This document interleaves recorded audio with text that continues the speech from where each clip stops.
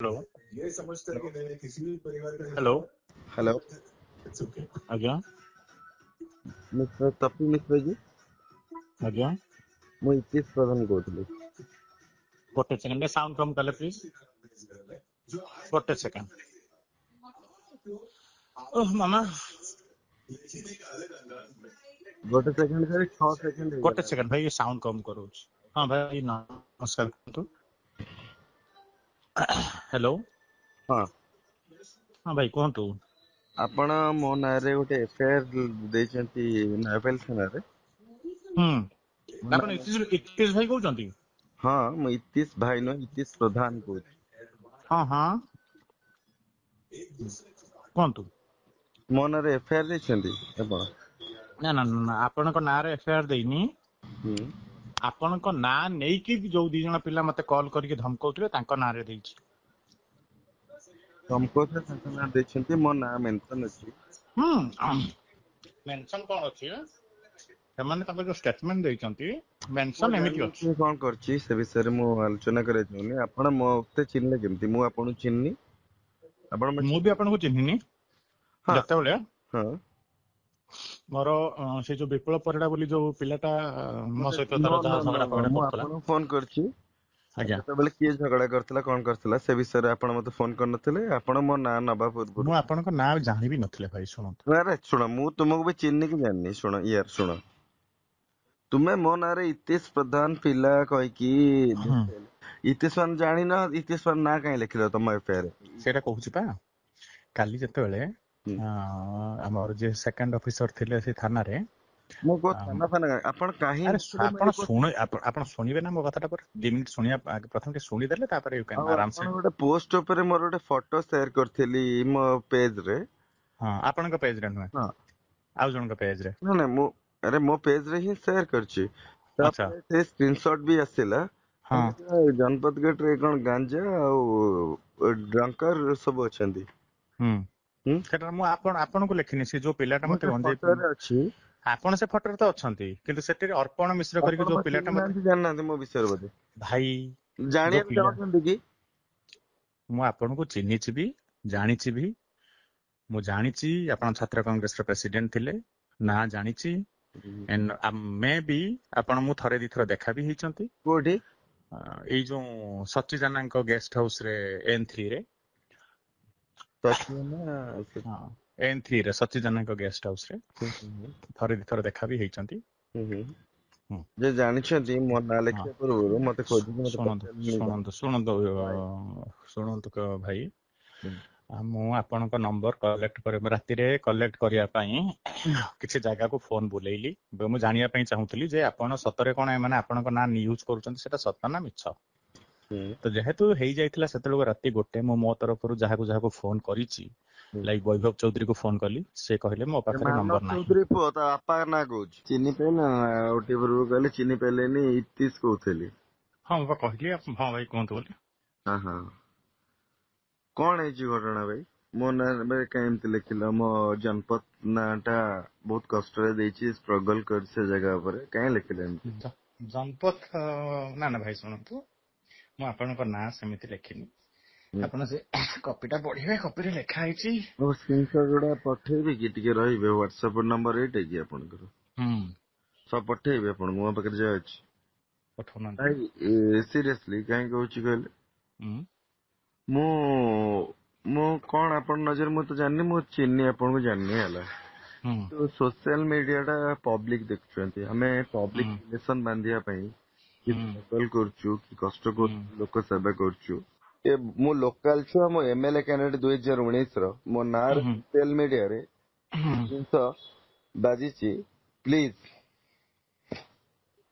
ଦୁଃଖ ଲାଗିଛି।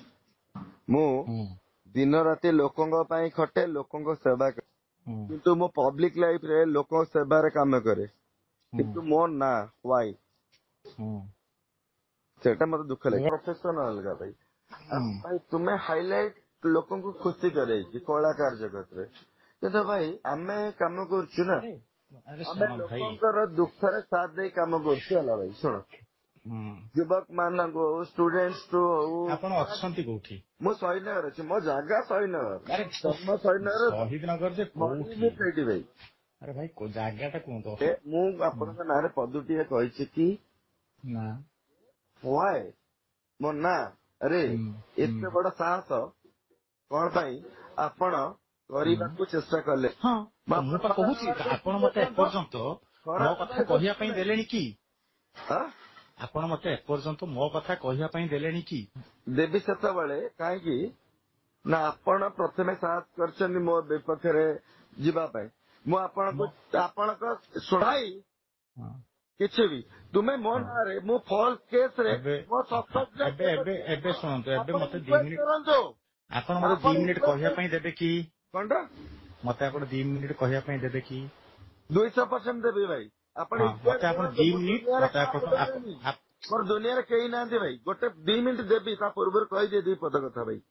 ଆପଣ ଯଦି 2 ମିନିଟ୍ ଦେବେ ତାହେଲେ ମୁଁ ଏବେ ଆସିବି ଆପଣଙ୍କୁ ଶହୀଦନଗର ଦେଖା କରିବା ପାଇଁ। ଠିକ ଅଛି ଭାଇ, 2 ମିନିଟ୍ ନା 5 ମିନିଟ୍ ଦେଲେ ଆପଣ କୁହନ୍ତୁ ଭାଇ। ଆପଣଙ୍କୁ ସମ୍ମାନ ଦେଇକି କଥା ହଉଛି। ମୁଁ ବି ଆପଣଙ୍କୁ ସମ୍ମାନ ଦେଇ କଥା ହଉଛି। ମୋ କଥା ପ୍ରଥମେ ଶୁଣନ୍ତୁ ହେଲା। ପ୍ରଥମ କଥା ତ ମୁଁ ଗୋଟେ ଆର୍ମି ପର୍ସନ, ମୁଁ ଆର୍ମିରୁ ରିଟାୟାର୍ଡ ହେଇଛି ହେଲା। ସେକେଣ୍ଡ କଥା, ମୁଁ ଗୋଟେ ଦିବ୍ୟାଙ୍ଗ। ଶୁଣି ସାରନ୍ତୁ ଭାଇ, କହି ସାରେ। କାହିଁକି ନା ଆର୍ମି ବାଲାଙ୍କୁ ମୁଁ ସବୁଠୁ ବେଶୀ ସମ୍ମାନ କରେ। ମୁଁ ଗୋଟେ କହିସାରେ ଭାଇ, ସରୁ ଟିକେ। ଆପଣ ସବୁ ଲାଇନରେ ମତେ 3 ମିନିଟ୍ କହିବା ପାଇଁ ଦେଇଦିଅନ୍ତୁ, ତାପରେ ଆପଣ କହିବେ, ମୁଁ ଆସିଯିବି ଆପଣଙ୍କ ଜାଗାକୁ ଏବେ ହେଲା। 2-3 ମିନିଟ୍ କହିସାରିଲା ପରେ ମୋର ଗୋଟେ ଗୋଡ ନାହିଁ ଭାଇ, ମୋର ଗୋଟେ ଗୋଡ ନାହିଁ। ମୁଁ 70% ବିକଳାଙ୍ଗ ଭାଇ। ସରି ଭାଇ, ସରି ହେଲା।